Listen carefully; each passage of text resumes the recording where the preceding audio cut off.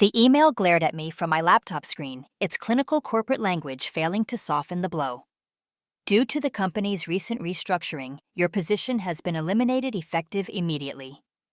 25 years of loyal service to Westridge Financial Climbing, from junior accountant to chief financial officer, ended with a sterile paragraph and the promise of a generous severance package. My hands trembled slightly as I closed my laptop. The house was quiet at 2 p.m. on a Tuesday. Unusual for me to be home at this hour. I'd left the office in a daze after a brief, uncomfortable meeting with the CEO and the head of HR. They'd explained that the company was being acquired. Executive positions were being consolidated, and my role was redundant. Nothing personal, just business. I heard the front door open and close. Richard was home early, too unusual for his Tuesday creative consulting schedule, which typically kept him out until evening. "Diane." His voice carried from the hallway. "Your car's in the driveway. Why are you home?" I took a deep breath before answering. "In here." Richard appeared in the doorway of our living room, his tall frame leaning casually against the wall. At 55, he still maintained the lanky physique and artistic aesthetic that had attracted me when we met at a gallery opening 23 years ago. The faded jeans, the expensive but deliberately distressed sweater, the silver-streaked hair artfully tousled, all paid for by my executive salary. "What's going on?" he asked, eyebrows raised. "Board meeting canceled." "I was let go today." I said the words feeling strange in my mouth. The company's restructuring. They eliminated my position. Richard's expression transformed in an instant.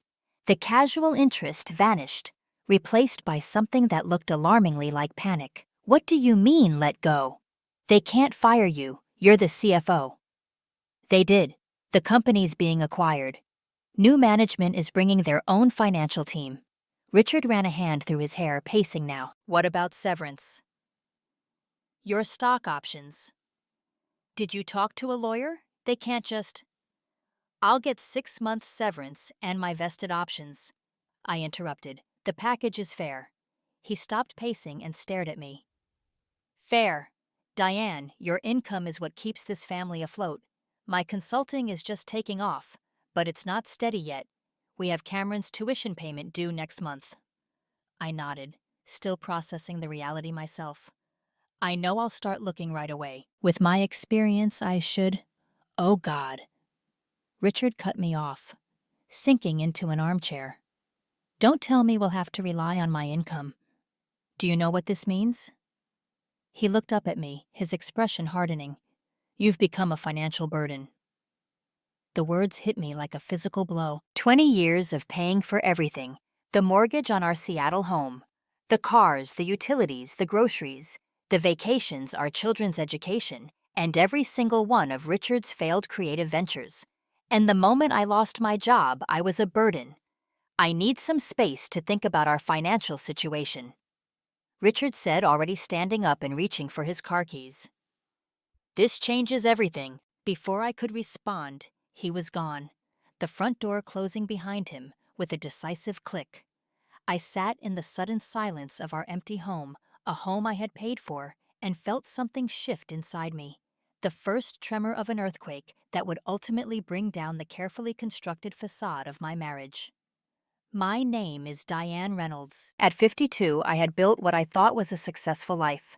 An impressive career, a long-term marriage, 2 bright children, and a beautiful home in one of Seattle's most desirable neighborhoods. What I didn't realize until that Tuesday afternoon was how fragile that success was, and how much of it had been built on my willingness to be used.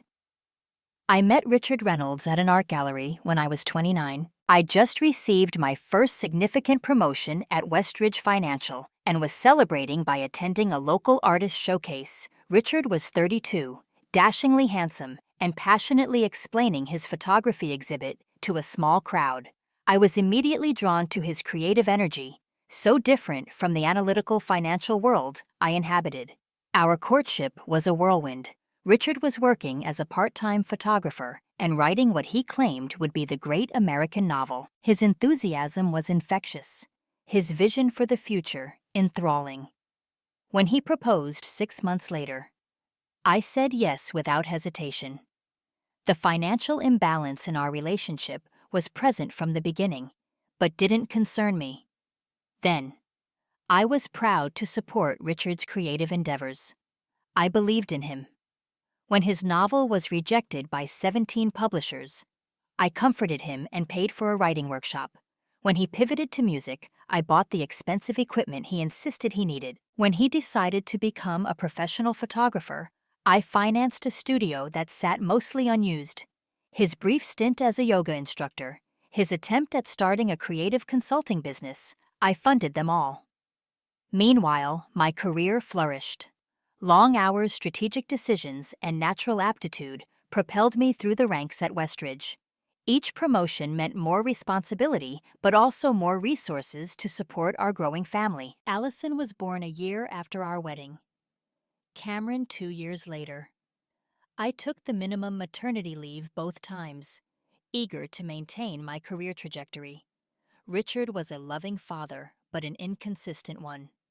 He was fully present when inspiration waned, then completely absorbed in his latest project.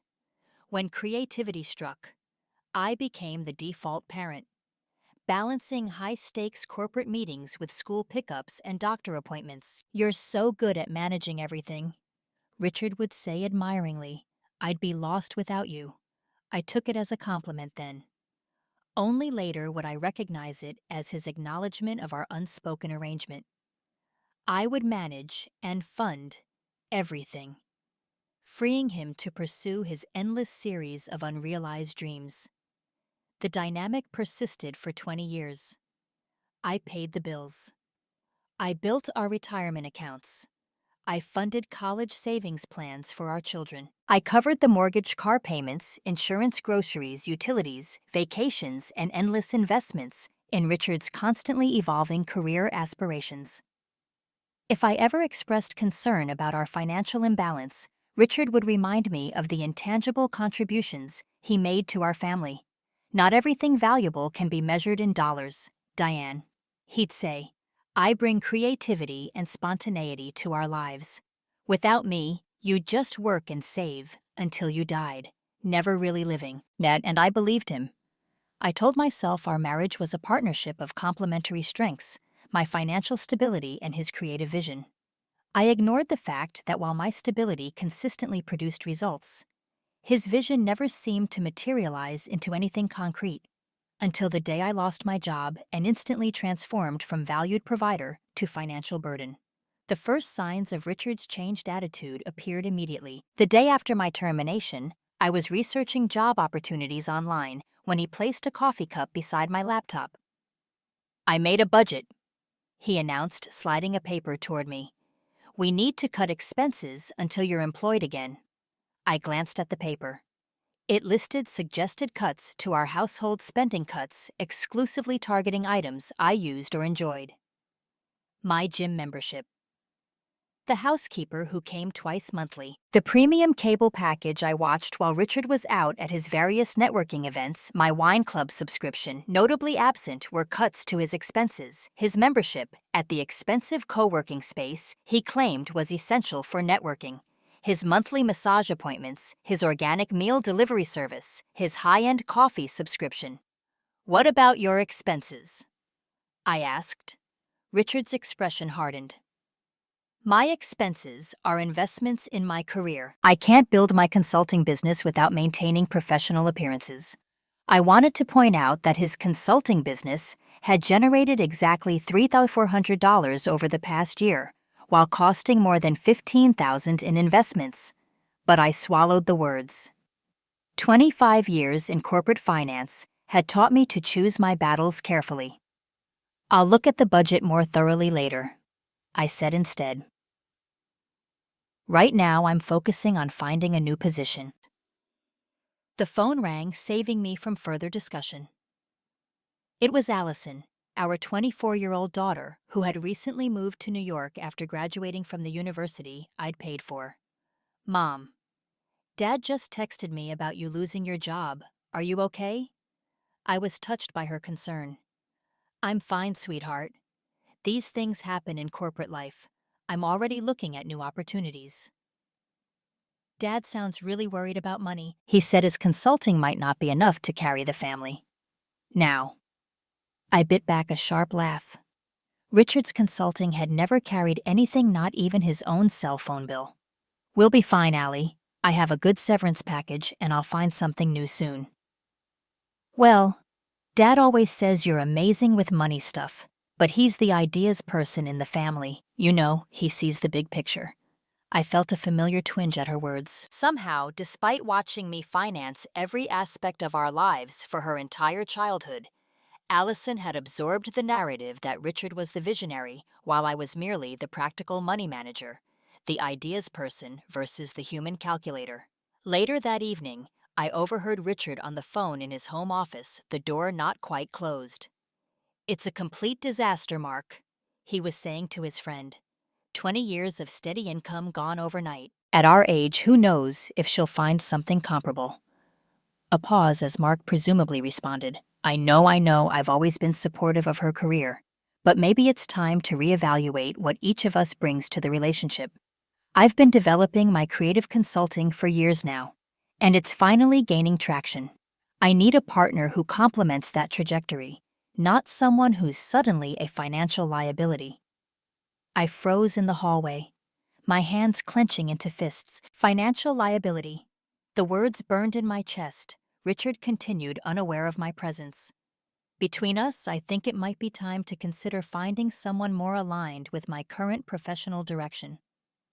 Diane was great when her corporate job was our foundation. But if that's gone well, relationships evolve, don't they? I backed away silently, my mind racing. 20 years of financial support, and he was already considering replacing me after one day of unemployment. The casual cruelty of it staggered me. That night, lying awake beside Richard's sleeping form, I cataloged the extent of my financial contributions to our marriage. The $82,000 in credit card debt. I'd paid off early in our marriage debt he'd accumulated before we met. The down payment on our first home. The private school tuition for both children when Richard insisted public schools would stifle their creativity. The second mortgage we'd taken out to finance his photography studio. The luxury car he'd claimed was essential for impressing potential clients. For 2 decades, I had merged my financial identity completely with his viewing our money as truly shared. Now I wondered, had Richard ever seen it that way? Or had he always viewed my income as a resource to be exploited, my earning capacity as a trait to be valued only as long as it served him?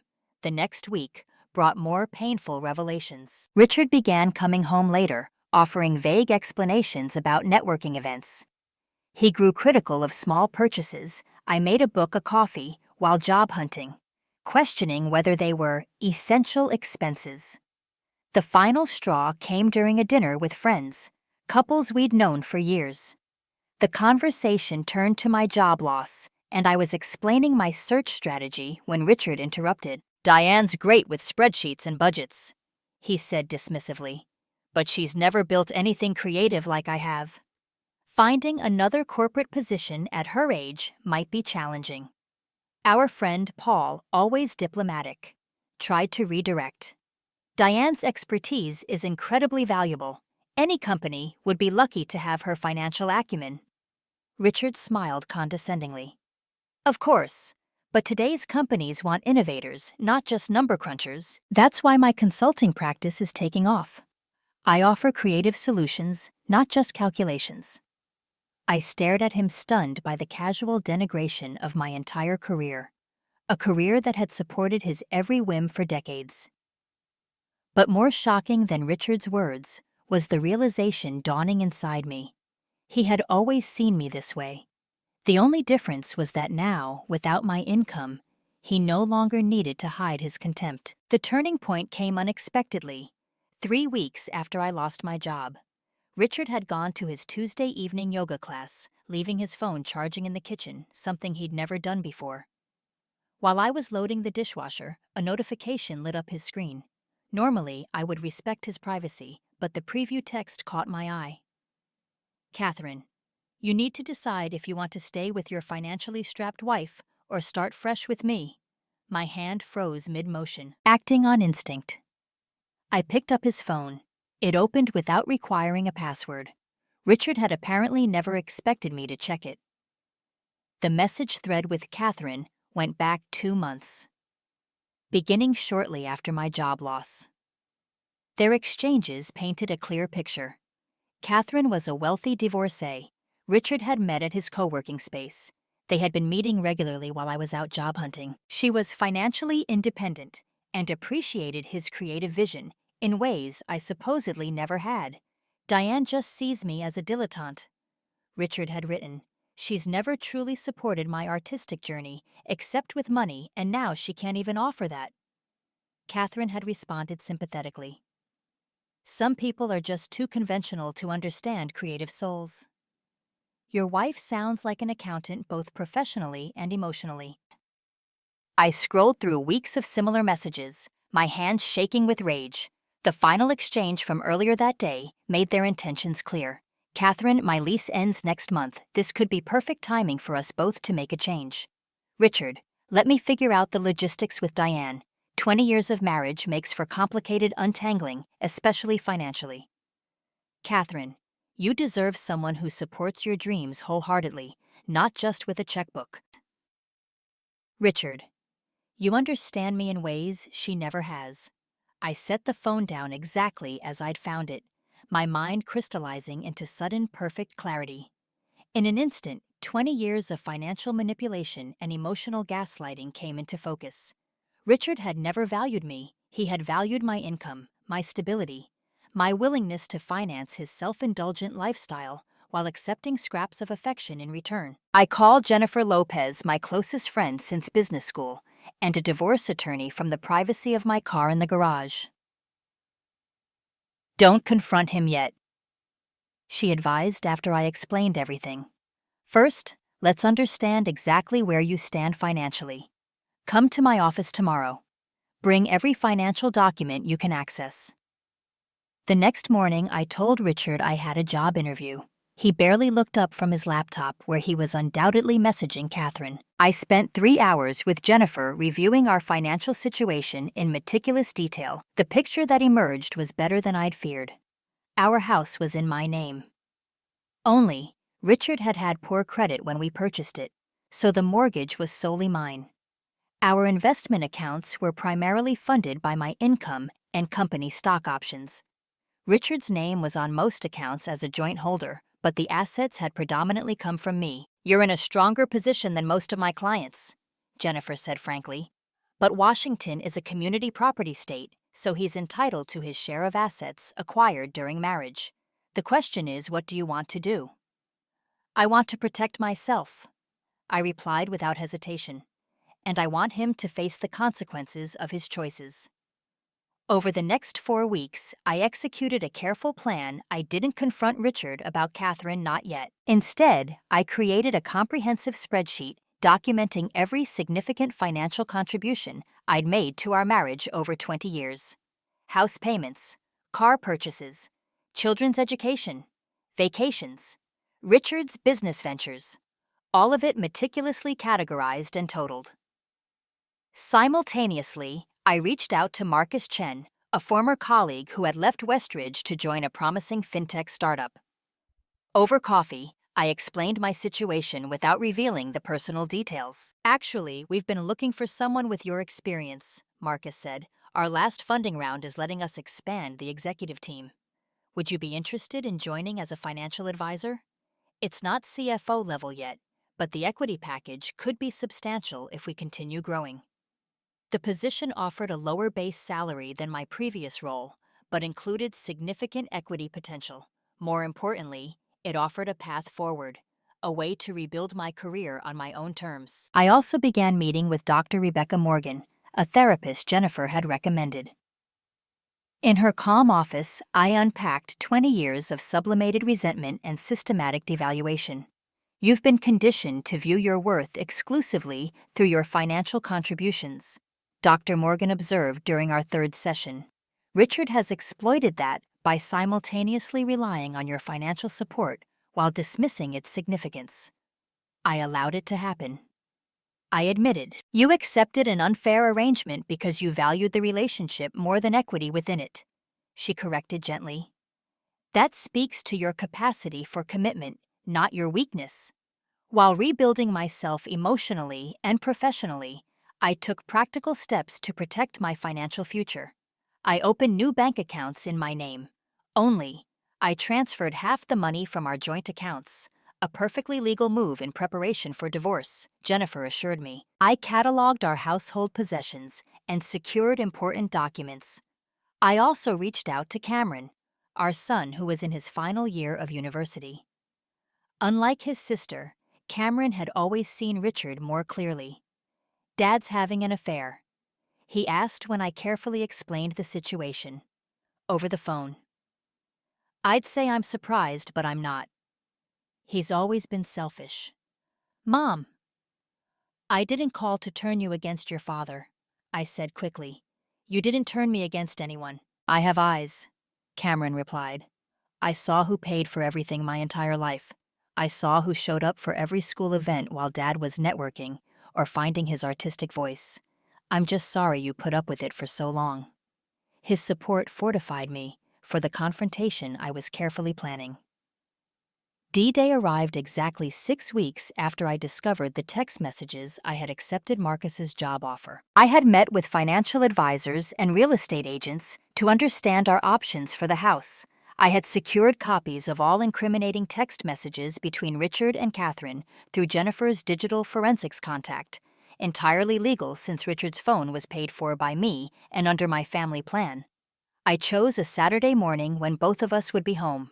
I had rehearsed with Dr. Morgan, and Jennifer prepared for any response Richard might offer. We need to talk, I said, as he poured his morning coffee. Premium beans I still paid for. Richard glanced up, distracted. Can it wait? I have a meeting with a potential client at 11. On Saturday. Is the client's name? Catherine. His coffee cup froze halfway to his lips. What? Catherine. Your girlfriend. The wealthy divorcee who understands your creative soul, unlike your accountant wife. Color drained from his face. Diane, I can explain. I'm sure you can. You've been explaining things to me for 20 years, explaining why I should fund your photography studio, your yoga certification, your writing workshops, your consulting business, explaining why your dreams deserved my financial support while my contributions were just number crunching. You checked my phone, he said accusingly, deflecting as I'd anticipated. Yes, I did 6 weeks ago. That caught him off guard. 6 weeks. You've known for 6 weeks and said nothing. I needed time to prepare. I opened my laptop and turned it to face him. This is a balance sheet of our marriage. Richard. 20 years of financial contributions meticulously documented. He stared at the spreadsheet, scrolling through years of his financial dependence quantified in precise detail. This is manipulative, he sputtered. Marriage isn't an accounting exercise. I agree marriage should be a partnership, but you've treated me like a bank that also provides emotional support and occasional sex, and now that the bank is temporarily closed, you're planning to move on to a new financial institution named Catherine. I pulled out a folder containing printed copies of his text messages with Catherine. I particularly enjoyed your assessment that I've never truly supported your artistic journey except with money. Tell me, Richard. What other support have you wanted? I attended every gallery showing every reading, every performance. I provided enthusiastic feedback on every half-finished novel and business plan. I introduced you to countless professional contacts. What more should I have done besides the small matter of financing our entire lives? Richard's expression shifted from defensive to calculating. He'd always been skilled at emotional pivots when cornered. Diane, you're right. I've been unfair to you. His voice softened, adopting the contrite tone he'd used after previous lesser betrayals. This thing with Catherine, it's just a midlife crisis. Losing your job scared me, made me question everything. But what we have is worth fighting for. Once that approach would have worked, The old Diane would have melted with relief at this apparent recommitment, grateful to preserve our family unit at any cost. But I was no longer that woman. I've accepted a position with Visionary FinTech as a financial advisor, I said calmly. I've consulted with a real estate agent about selling the house, and I've filed preliminary divorce papers. He stared at me, genuinely shocked. In 20 years of marriage, I had never taken such definitive action without seeking his input first. You can't be serious. After 20 years, you'd throw everything away because of one mistake. This isn't about Catherine, I clarified. She just revealed the truth about how you view me, how you've always viewed me. I was never your partner. I was your meal ticket, your financial safety net, your corporate sponsor. And the moment I lost my ability to fund your lifestyle, I became expendable. The doorbell rang, interrupting his response. Richard froze, panic flashing across his face. That would be Catherine, I said pleasantly. I invited her to join us. You what? I messaged her from your phone this morning while you were in the shower. I thought she should be part of this conversation since she's so invested in your artistic journey. I walked to the door and opened it, revealing a startled-looking woman in her late 40s, stylishly dressed and clearly unprepared for my welcoming smile. Catherine, I'm Diane. Please come in. Richard and I were just discussing our impending divorce and the division of our assets. Since you're planning a future together, I thought you should be informed. Catherine stepped cautiously into the foyer, looking uncertainly toward Richard, who appeared to be contemplating escape. Richard didn't mention you'd be here, she said awkwardly. No, it was my initiative. Please join us. I've prepared a comprehensive overview of our financial situation that I think you'll find illuminating. The three of us sat in the living room in a surreal tableau. I calmly outlined the financial realities. The house was in my name. The investments were primarily funded by me. Richard's consulting business operated at a consistent loss. Our debts were minimal because I had systematically paid them off. Based on Washington's community property laws and the prenuptial agreement Richard signed, which he may have forgotten about, he's entitled to a fair but not equal division of assets. I concluded. Certainly nothing approaching the lifestyle to which he's become accustomed. Catherine's expression had transformed during my presentation, her initial discomfort giving way to poorly concealed calculation as she reassessed Richard's value proposition. Richard, recognizing the shifting dynamics, attempted damage control. Diane is exaggerating the situation.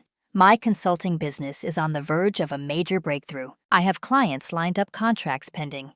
Actually, I interrupted gently. I've reviewed your business records as well. You've had 3 paying clients in the past year with total revenue of $3,400 against expenses of over $15,000. The contracts pending have been pending for approximately 18 months. Catherine stood abruptly. I just remembered a prior commitment, Richard. I'll call you sometime. After she left, Richard's facade crumbled. You've ruined everything, he accused. 20 years together, and you humiliate me like this. I simply presented facts. I replied, if reality humiliates you, perhaps it's time for self-reflection. I stood and gathered my materials. I'll be staying with Jennifer until the house sells. You have 3 weeks to find alternative accommodations. My lawyer will contact you about the separation agreement. As I packed a suitcase upstairs, Richard cycled through the tactics that had always worked before anger, guilt, manipulation, and finally pleading. Diane, please, we can work through this. I'll go to therapy, I'll end things with Catherine, I'll be more appreciative of your contributions. I paused, suitcase in hand. You know what's telling, Richard? Even now you're not saying you love me. You're not saying you value me as a person, independent of what I provide financially. You're negotiating to maintain your lifestyle, not your relationship with me. He had no response to that because it was true. 2 months later, our Seattle home sold for significantly above asking price in the competitive market. I purchased a sleek downtown condo with my portion of the proceeds, a space that reflected my taste alone for the first time in decades. Richard rented a small apartment, his financial reality starkly different, without my income subsidizing his aspirations. My position at Visionary FinTech evolved rapidly as the company expanded. Though I started as an advisor, my experience quickly proved valuable, and within 6 months, I was promoted to VP of Financial Strategy with an equity package that promised long-term security. The divorce finalized with terms that heavily favored me, thanks to the prenuptial agreement Richard had signed before our wedding, an agreement he had dismissed as unnecessary formality at the time. He received a fair settlement, but nowhere near enough to maintain his accustomed lifestyle. Allison eventually came to understand the true dynamics of our marriage, especially after Richard attempted to borrow money from her to tide him over until his consulting took off. Cameron moved to Seattle after graduation, taking an engineering position that put him conveniently close to my new home. Catherine disappeared from Richard's life the moment she realized he had no financial stability to offer. According to mutual friends, he cycled through several relationships afterward, each ending when the women discovered his expectations of financial support. As for me, I discovered an unexpected liberation in being solely responsible for my own well-being after decades of carrying others. I took piano lessons, something I'd always wanted to do but never prioritized. I traveled solo to destinations I'd postponed visiting because Richard found them too conventional. I reconnected with friends I'd neglected while managing my family's needs. 1 year after my unceremonious termination from Westridge Financial, I attended a technology conference as a speaker representing Visionary FinTech. At the reception afterward, I met Stephen, a widowed engineering professor, who asked insightful questions about FinTech's role in educational access. Our conversation continued through dinner and eventually into a relationship based on mutual respect and genuine partnership. When I reflect on those 20 years with Richard, I no longer feel primarily anger or resentment. Instead, I feel a sort of bemused compassion for my younger self, a woman so conditioned to view her worth through her usefulness to others that she accepted profound inequity as partnership. The most valuable lesson from my marriage's collapse wasn't about Richard's betrayal. It was about my own worth. I learned that my value isn't determined by my financial contributions or my willingness to support others' dreams. It exists independently, inherently, requiring no external validation. I sometimes wonder if Richard ever achieved the creative success he pursued so single-mindedly throughout our marriage. But I find I don't actually care about the answer. His journey is his own now, as mine is finally genuinely mine. My financial worth no longer defines me, but it is mine to direct. As I choose toward my own dreams, toward my children's futures, toward causes I believe in. Never again will I be anyone's financial burden, nor will I be anyone's unacknowledged financial savior. I am simply powerfully myself. And that I've discovered is more than enough.